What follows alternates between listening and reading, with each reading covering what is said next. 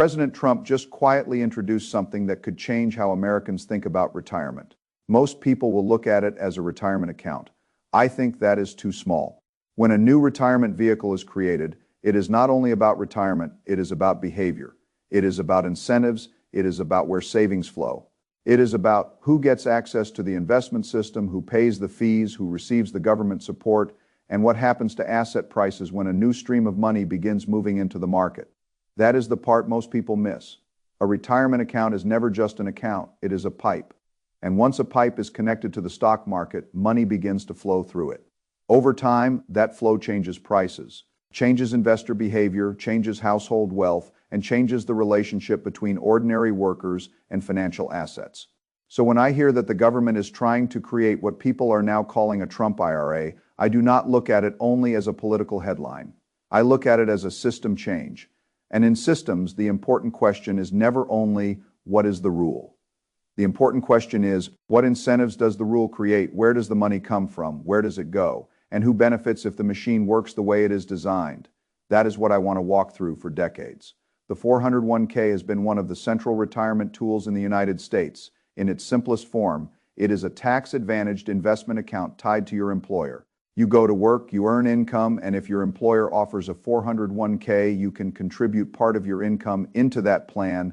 Then that money can be invested for years, often decades, while receiving favorable tax treatment. In a traditional 401k, you generally contribute pre-tax money. Let it grow tax-deferred and pay taxes later when you withdraw it.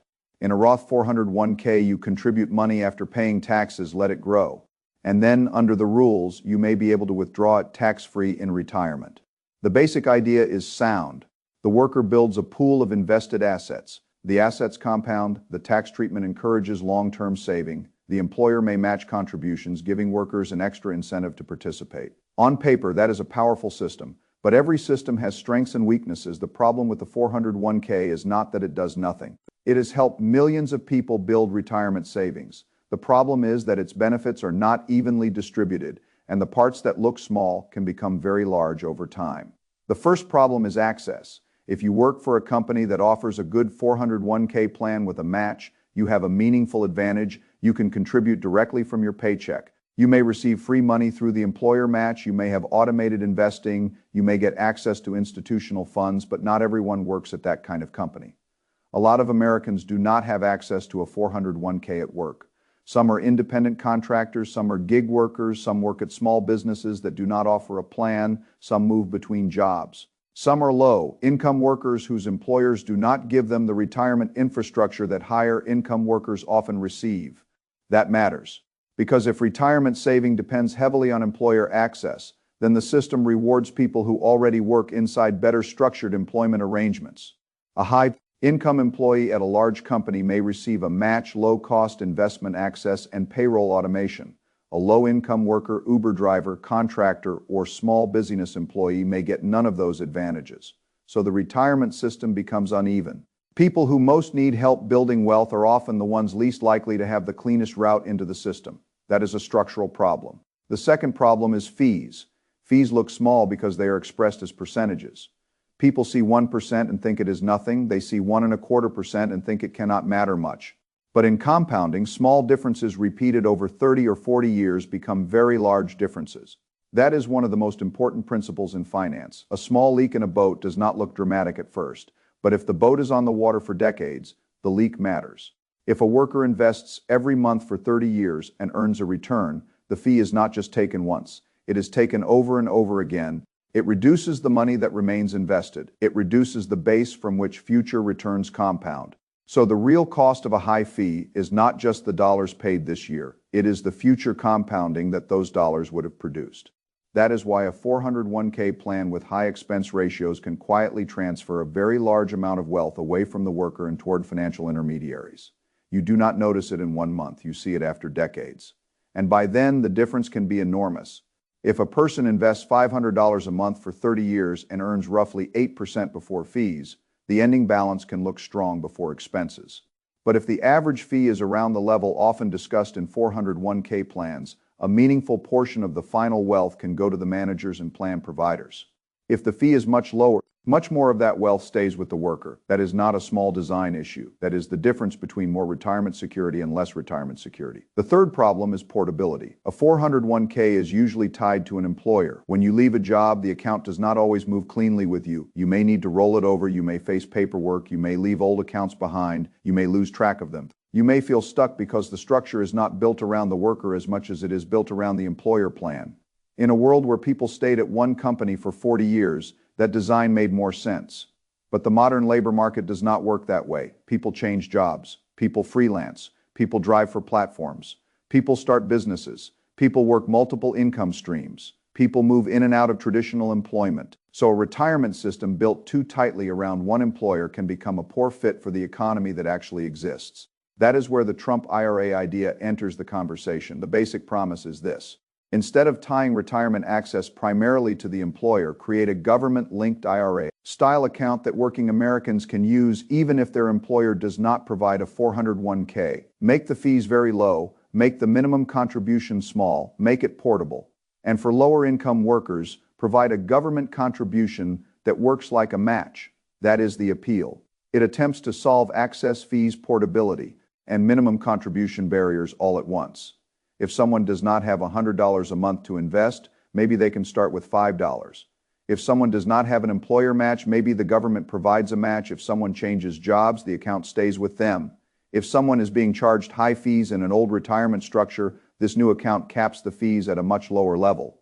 Those design choices matter because in financial systems, friction determines behavior. If opening an account is hard, people delay. If the minimum is high, people do not start. If fees are hidden, people lose wealth slowly. If the account is tied to a job, people with unstable work arrangements fall through the cracks. If the system becomes easy, portable, low cost, and partially matched, participation can rise. That is the optimistic case. It could bring more workers into the investment system. It could help people who have been excluded from traditional employer retirement benefits. It could create a savings habit. It could give lower income workers a form of matching contribution that they would otherwise never receive. That is important. But as I have learned from studying economies and debt cycles, every benefit has a cost somewhere. There is no such thing as free money in a closed system. If the government gives people money, that money must come from taxes, borrowing, or money creation. That is where the analysis becomes more serious. The Trump IRA match as described would not be an employer match, it would be a government match. That means the government would contribute up to a certain amount for qualifying workers. The full benefit would be targeted toward lower-income individuals and married filers under certain income thresholds, and then phased out as income rises. In plain terms, the lower-income worker who contributes enough may receive up to $1,000 per year from the government into the account. That is the simple version. But you have to look at the mechanics. To receive the full contribution, the worker must have enough income eligibility and must also contribute enough of their own money. If the government matches 50% up to $1,000, then the worker would need to contribute $2,000 to get the full $1,000. That means the incentive is not just a giveaway, it is also designed to create saving behavior. The worker must put something in, the government adds to it. That structure is similar to an employer match, except the employer is replaced by the public balance sheet. Now pause there. That is a very important shift. In the old system, a company helped fund the worker's retirement match. In this new system, the government does. So the retirement incentive moves from the corporate balance sheet to the government balance sheet, and the government balance sheet is already under pressure. The United States government collects taxes, but it spends more than it collects. If the government brings in around $5 trillion and spends around $7 trillion, the gap is around $2 trillion. That gap must be financed with debt. This is not a small issue. Debt is deferred taxation, deferred inflation, or deferred austerity. A country can borrow for a long time if people trust its currency, its institutions, and its ability to pay. The United States has had enormous advantages because the dollar is the world's reserve currency and because U.S. Treasury markets are deep and liquid. But even the strongest borrowers must respect the arithmetic. If the government adds a new spending obligation without raising taxes or cutting spending elsewhere, then the deficit rises. If the deficit rises, the government must borrow more.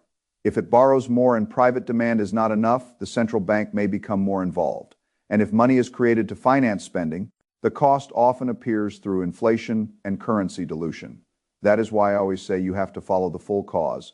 And effect chain, a policy may help one group directly. It may create another cost indirectly. The direct benefit is visible.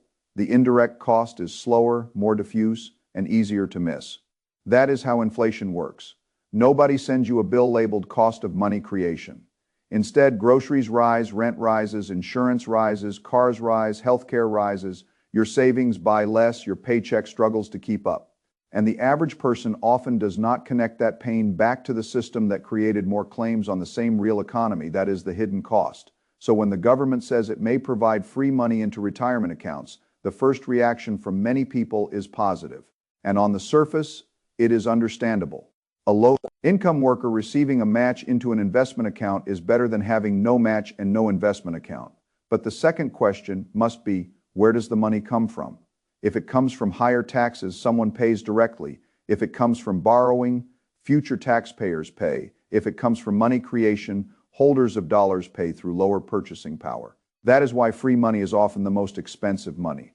The cost is not absent, it is disguised. This is the deeper economic issue. If the government creates a new investment account that channels tens of billions of dollars into the stock market, two things happen at the same time. First, more workers may own financial assets that can be good for households. Second, more money flows into stocks that can support asset prices. The stock market, like every other market, is influenced by supply and demand. If more buyers arrive, all else equal, prices rise. If retirement contributions flow automatically into broad market funds, that creates a steady bid for equities. It does not mean markets cannot fall. It does not mean recessions disappear, but it does change the flow picture. This has happened before. The 401k helped move ordinary retirement money into the stock market. IRAs helped expand that pool. Free brokerage apps helped bring in more retail participation. Index funds and ETFs made broad market exposure simpler and cheaper. Each new structure changed the way money entered markets. A Trump IRA would be another pipe. And if it starts in 2027 as described, and if it brings an estimated $32 billion to $68 billion into the stock market, that is not enough by itself to control the entire market. But it is still meaningful as a flow, especially because flows matter at the margin. Markets do not move only on the total amount of wealth in existence. They move on buying and selling pressure at the margin. If a new retirement structure pushes more money every year into equities, particularly broad market vehicles, that affects demand for those assets. That is why financially savvy investors pay attention. They are not just looking at headlines, they are looking at where the money is moving. If the government creates incentives that push money into the stock market, then the stock market becomes a place where that policy shows up. This does not make the stock market safe, it makes it important. There is a difference. If more printed or borrowed money flows into assets, asset owners tend to benefit. People who own stocks, real estate, and other productive or scarce assets often become richer when liquidity expands. People who rely only on wages and cash savings often fall behind because the purchasing power of money declines. This is one of the great divides in an inflationary system. Asset owners benefit from asset inflation. Non-asset owners suffer from consumer inflation. A policy that pushes more people into asset ownership may help reduce that divide for some workers. But if it is funded through debt and money creation, it can also worsen inflationary pressures that hurt those same workers in other parts of life. That is the tension. The system is full of trade-offs. If the Trump IRA brings more workers into investing, that is positive. If it is funded by a government already running large deficits, that is a risk. If it increases demand for stocks, asset owners may benefit. If it increases monetary expansion, cash savers may lose. If it lowers fees, workers keep more of their returns. If it creates new government promises, the public balance sheet grows heavier. Both sides can be true. That is why serious thinking requires holding multiple realities at once. Now, the fee issue is one of the clearest benefits. Suppose a worker invests consistently over 30 years. A high expense ratio can consume a large part of the future balance. A low expense ratio allows more of the return to compound. If the Trump IRA caps fees around 0.15% as described, that is much lower than many higher fee retirement options over time. That difference matters enormously. Let me say it simply. If two workers invest the same amount, earn the same pre-fee return, and stay invested for the same length of time, the worker paying lower fees usually ends with more money. This is not complicated, it is arithmetic. And in long-term investing, arithmetic is destiny. Fees are one of the few things investors can control. You cannot control next year's market return. You cannot control recessions. You cannot control interest rates. You cannot control geopolitical shocks. But you can control whether you are paying excessive fees for something you could own at a much lower cost. That is why low-cost index funds and ETFs have changed the investment landscape. They allowed ordinary investors to own broad exposure without paying high active management fees. If the Trump IRA directs people into low-fee structures, that alone could improve outcomes for many savers. But again, there is a deeper question: what will people invest in? If new retirement money flows into broad funds like total stock market funds or SP 500 funds, the impact will be widely distributed. Funds like VTI, which gives exposure to the total U.S. stock market, or SPY, which tracks the SP 500, are examples of vehicles that reflect broad participation in the American equity market. I am not saying what anyone should buy. That is not the point. The point is to understand how the flow works. When millions of people contribute to retirement accounts and those accounts buy broad market funds, the market receives a steady stream of demand. That demand does not remove risk. It creates a structural support. But structural support can coexist with crashes. This is very important. People often make the mistake of thinking if more money is going into the market can only go up. That is wrong. Markets still fall. Valuations still matter. Earnings still matter. Interest rates still matter. Inflation still matters. Debt cycles still matter. Investor psychology still matters. A new flow can raise long-term demand, but it can also increase volatility, because when more retail money enters a system, emotions enter too. People buy after gains, they panic after losses, they chase trends, they sell during fear.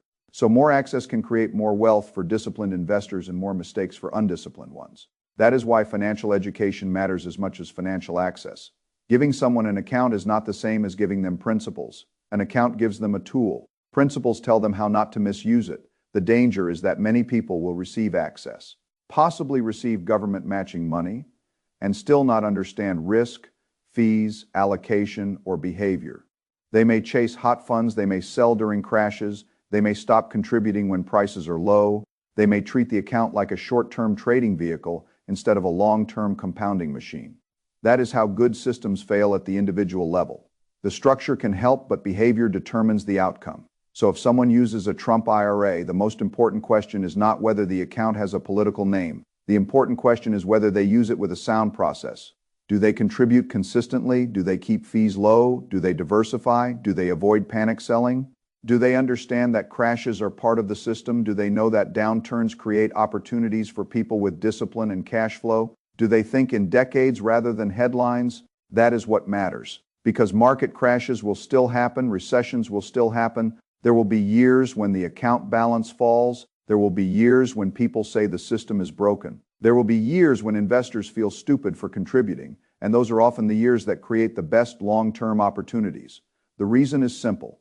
When prices fall, future returns often improve for long-term buyers, assuming the asset is sound and the system continues functioning. People who can buy during fear often accumulate assets at better prices.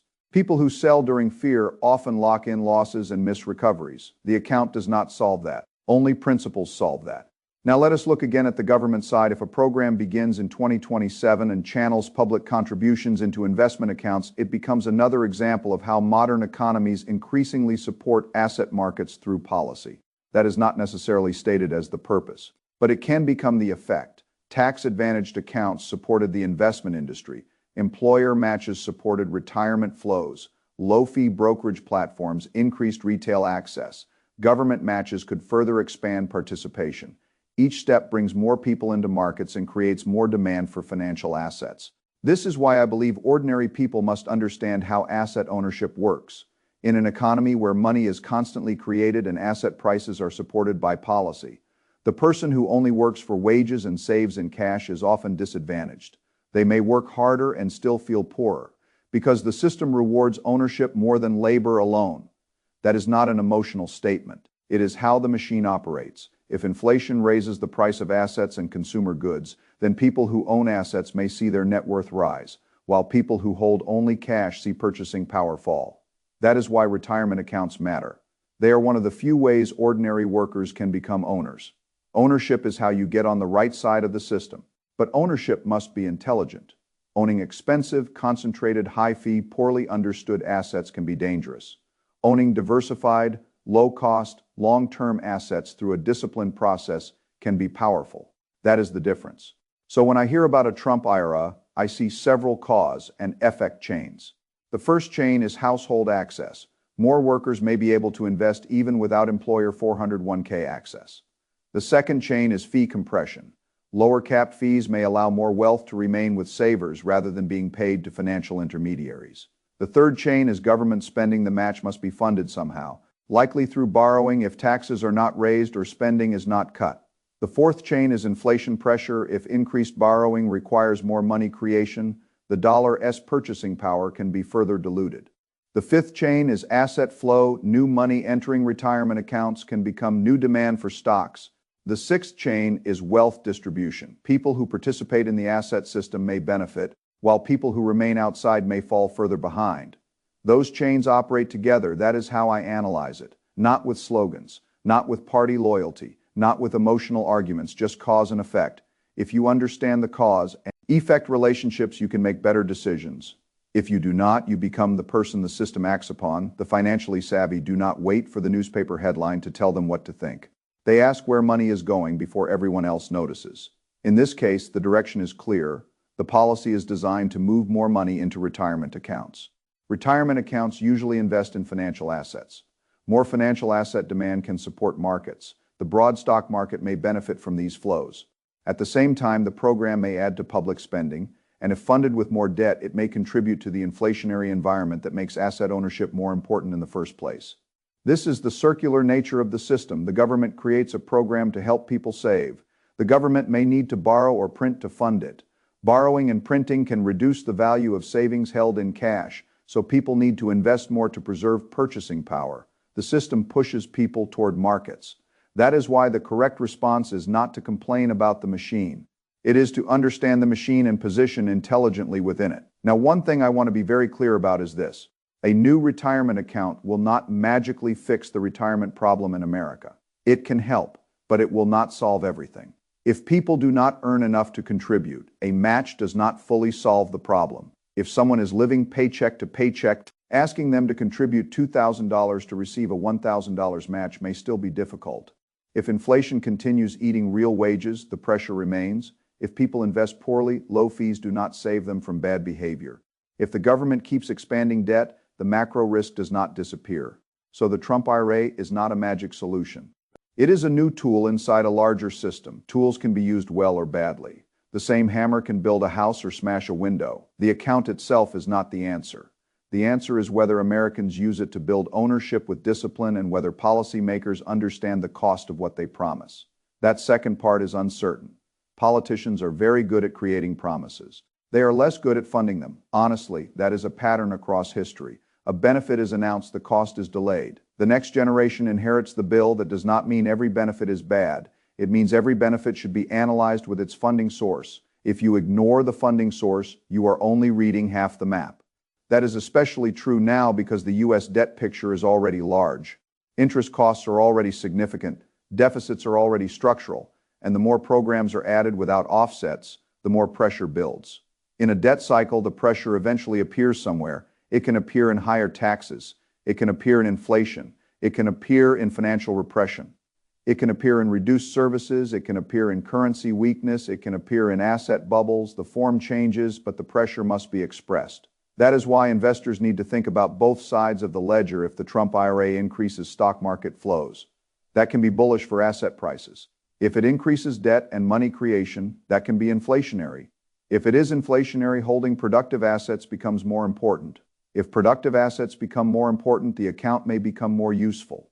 This is a feedback loop, and feedback loops are powerful. They can build wealth for those who understand them. They can punish those who do not. So what should an ordinary person take away from this? First, understand your current retirement fees. If you have a 401k, IRA, mutual fund, index fund, or ETF, look at the expense ratio, know what you are paying. Do not assume a small percentage is harmless. Over decades, fees compound against you. Second, understand access. If you do not have a 401k, a portable low-fee retirement account with a possible match may be valuable. But do not treat the match as truly free.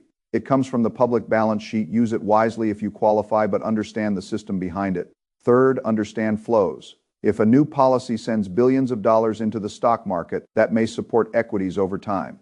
It does not eliminate risk, but it adds demand. Fourth, understand inflation. If the government spends more than it collects and finances the gap with debt and money creation, the value of cash can be eroded. That is why saving alone is often not enough. You need ownership of assets that can grow over time. Fifth, understand behavior. The best account in the world cannot help someone who panics, overtrades, chases, or stops investing at the wrong moment. Long-term wealth comes from combining access with discipline. The wealthy already know this. They know that ownership matters. They know that assets protect against currency dilution. They know that policy often supports financial markets. They know that fees matter. They know that downturns create opportunity. The problem is that many ordinary workers were never taught the system. They were taught to work, earn, save, and hope. But in a world of inflation, deficits, and asset-driven wealth, hope is not enough. You need a strategy. The Trump IRA may give more people access to the strategy, but access is only the beginning if people contribute. Keep fees low, buy broad ownership, stay invested, and use market downturns as opportunities instead of reasons to quit. The account can be powerful. If people ignore it, fail to contribute, or use it emotionally, it will not do much. That is the truth. A retirement account is a vehicle. The driver still matters. I also think it is important to understand the political layer without getting trapped by politics. Some people will support the program because they support Trump. Some people will reject it because they oppose Trump. That is not the way to analyze money. Money does not care about your political identity. Markets do not care who you voted for. Inflation does not ask your opinion before reducing your purchasing power. A good investor studies the policy, the incentives, and the flows. If a policy creates more buyers for equities, that matters. If a policy creates more debt, that matters. If a policy lowers fees for workers, that matters. If a policy expands access to retirement saving, that matters. If a policy is funded through borrowing, that also matters. You can hold all of those thoughts at the same time. That is how principled thinking works. The most dangerous thing in economics is simple, emotional thinking about complex systems. People want heroes and villains, but systems are usually more complicated than that. A policy can help some people and create hidden costs. A government match can encourage saving and also increase deficits. Stock market inflows can build wealth and increase volatility. Low fees can improve outcomes, but only for people who participate. Debt can support today, spending and create tomorrow. Constraint, that is the real world. The question is not whether the system is perfect. It is whether you understand it well enough to act intelligently. If this Trump IRA begins as planned, financially literate people will look at it from three angles. They will look at whether they or their families qualify for the contribution. They will look at what funds or investment options are available and what the fees are. They will look at broader market implications from new money entering equities. They will also ask whether the policy is part of a larger trend, a trend in which the government increasingly tries to pull more Americans into the asset markets while also running deficits that make asset ownership more necessary. That is the strategic picture, not a headline. A picture, and the picture says that America is moving further into an ownership economy where those who own diversified assets have a chance to keep up, while those who depend only on wages and cash savings are vulnerable. This is not fair or unfair. It is the machine. You can complain about it or you can understand it. I prefer understanding it. The way you win in such a system is not by pretending risks do not exist. It is by accepting them, diversifying them, and using the incentives available to you. If the government offers a legitimate match and you qualify, you study it. If fees are capped low, you pay attention. If the account is portable, you consider how it fits your plan. If money is likely to flow into broad markets, you understand what that may mean for long-term demand. If money creation increases inflation risk, you make sure you are not sitting entirely in cash. And if markets crash, you remember that crashes are not the end of investing. They are part of the cycle. People who build wealth are not the people who never see downturns. They are the people who have a process before downturns arrive. They know what they will buy. They know how much they can contribute. They know why they own what they own. They know the difference between volatility and permanent impairment. They know that the worst emotional moments often produce the best future returns. That is why retirement systems are powerful when paired with automation. Automatic contributions reduce decision fatigue. Low fees reduce silent leakage. Broad funds reduce single company risk. Long time horizons allow compounding. Government matches increase the amount invested together. Those forces can create real wealth, but you must not confuse the convenience of the structure with the certainty of the outcome. There is no certainty. There are only probabilities, incentives, and behaviors. If you want to think like an investor, you have to train yourself to look beneath the surface. The surface says, new retirement account. The deeper structure says, a new flow of money into financial assets funded by a government already running deficits, with possible benefits for workers, possible costs through inflation, and likely opportunities for people who understand where the money is moving. That is the real story. So when people ask whether the Trump IRA replaces the 401k, I think they are asking too narrow a question. The better question is whether this represents the next stage of government-supported investing. The 401k made the employer the gateway. The IRA made individual retirement saving more flexible. Brokerage apps made market access easier. A government-linked IRA with matching contributions could bring a new class of workers into the asset system. That is a big idea if it works. More Americans may become investors. If it is funded irresponsibly, more debt and inflation pressure may build. If investors understand the flow, they may position ahead of it. If they do not, they may again become the people watching asset prices rise while their savings lose value. That is why education matters. You cannot outsource understanding. You can hire advisors, you can use accounts, you can buy funds, but you still need to understand the machine well enough to know what role each piece plays. A 401k is a machine, an IRA is a machine, a Trump IRA would be a machine. The stock market is a machine, the government budget is a machine, the Federal Reserve is a machine, inflation is an outcome of machines interacting, and your financial life is affected by all of them. The person who sees the machines makes better decisions than the person who only sees headlines. So I would approach this with calm, rational attention. Do not blindly celebrate it. Do not blindly dismiss it. Study it. Ask whether you qualify. Ask what the fees are. Ask what investment options exist. Ask where the government funding comes from. Ask how much new demand may enter equities. Ask what this means for inflation. Ask what this means for your own plan. Then act according to principles. That is what Ray Dalio would call going from opinions to mechanics. Mechanics are what matter. The mechanics here are clear enough. A large number of Americans lack access to 401k plans. High fees reduce long-term wealth. Employer-tied retirement plans are not always portable. A new government-linked account may expand access.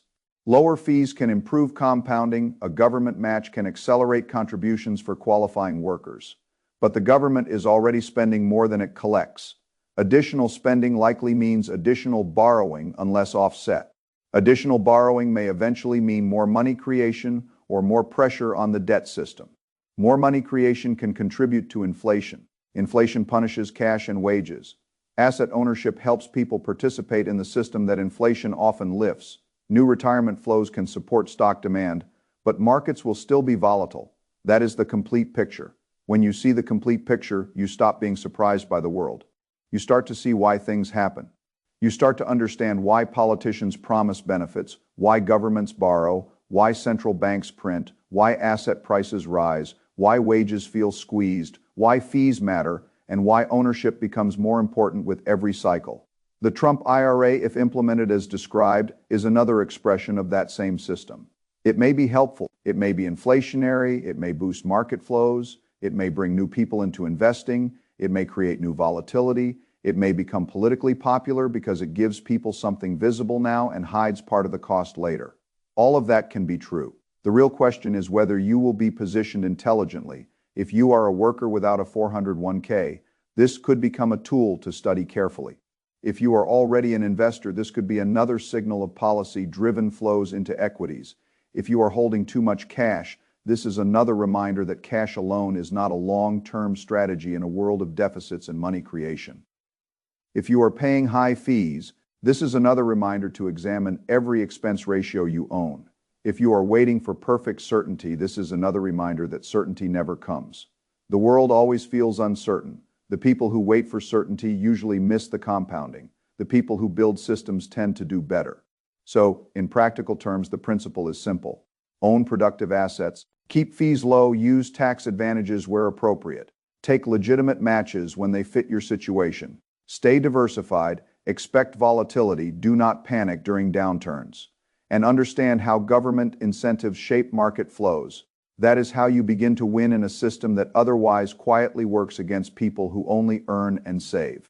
The Trump IRA may not replace the 401k entirely, but it may change the retirement conversation. And more importantly, it may change the flow of money. That is why I pay attention, not because of the name, not because of the politics, because when the rules of retirement change, the rules of capital flow change, and when capital flow changes, markets eventually respond.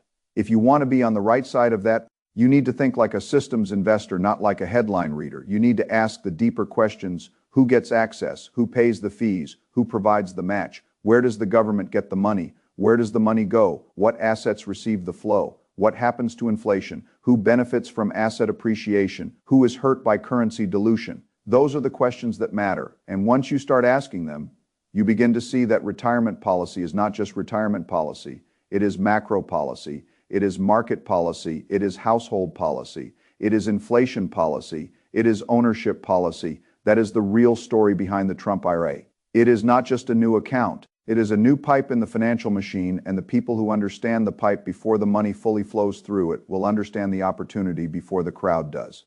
That is how wealth is built in changing systems. Not by reacting after everyone else reacts, by understanding the structure early, staying calm, and aligning your behavior with the incentives that actually drive outcomes. That is the principle. And if this program moves forward, that is the lens I would use, not emotion, not politics, mechanics. Because mechanics decide where the money goes, and where the money goes is where the opportunity usually begins.